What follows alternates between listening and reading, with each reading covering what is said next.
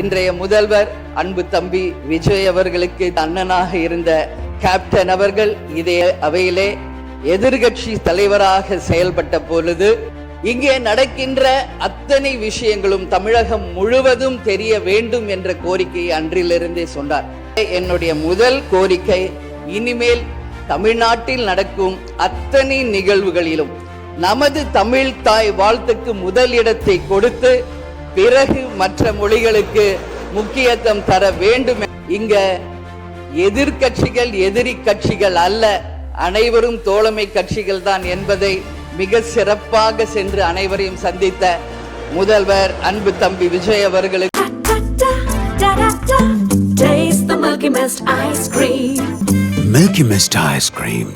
மாண்புமிகு முதலமைச்சர் அவர்களுக்கும் இன்றைய அவைத்தலைவராக அன்ன போஸ்டில் வெற்றி பெற்றிருக்கும் அண்ணன் ஜேசிடி பிரபாகர் அவர்களுக்கும், இந்த அவையிலே நாம் ஒரு மாண்புமிகு ஒரு அவை இது. இந்த தமிழ்நாட்டின் வரலாறை இந்த மாண்புமிகு இந்த வளாகத்திலே மிக சிறந்த முறையிலே ஆட்சி செய்த நம்மளுடைய முன்னாள் முதல்வர்கள், இங்க நம்ம சுத்தி இருக்கின்ற அந்த புகைப்படங்களே அதற்கான சாட்சி.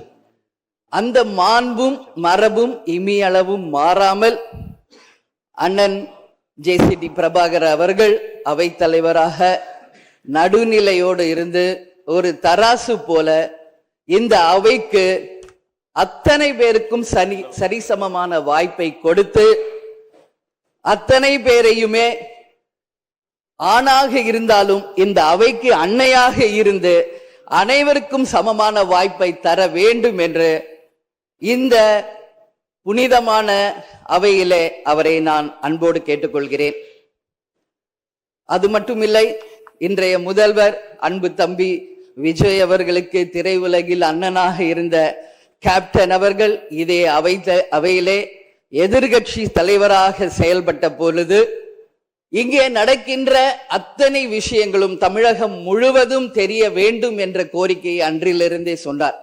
அதனால அந்த விஷயத்திலும் நடுநிலையோடு இருந்து ஆளுங்கட்சி சைடு மட்டும் கேமரா போக்கஸ் பண்ணாம சட்டமன்றத்தில் நடக்கும் அத்தனை நிகழ்வுகளையும் நேரலையில் தமிழக மக்கள் அனைவரும் தெரிந்து கொள்ள வகையில அந்த சரிசமமான ஒரு வாய்ப்பை ஏற்படுத்தி தர வேண்டும் என்பதை இந்த நேரத்திலே நான் கேட்டுக்கொள்கிறேன்.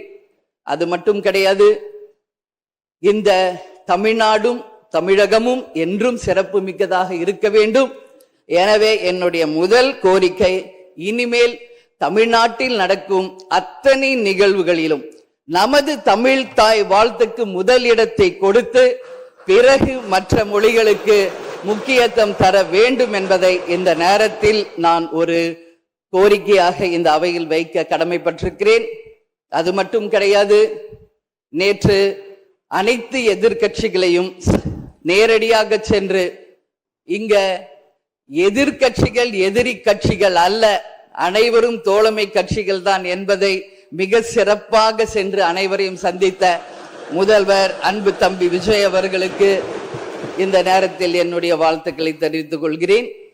அது மட்டுமில்ல, இந்த அவை தமிழ்நாட்டுக்கும் தமிழக மக்களுக்கும் நீதியையும் நேர்மையும் நிலை நாட்ட வேண்டும் என்பதையும் இந்த நேரத்தில் தெரிவித்துக் கொண்டு, நாளை நடக்க இருக்கும் பெரும்பான்மையில் வெற்றி பெற்று அன்பு தம்பி விஜய் அவர்கள் மிக சிறப்பாக நம் நாட்டிற்கு பணியாற்ற வேண்டும் என்பதை இந்த நேரத்திலே நான் தெரிவித்துக் கொள்கிறேன்.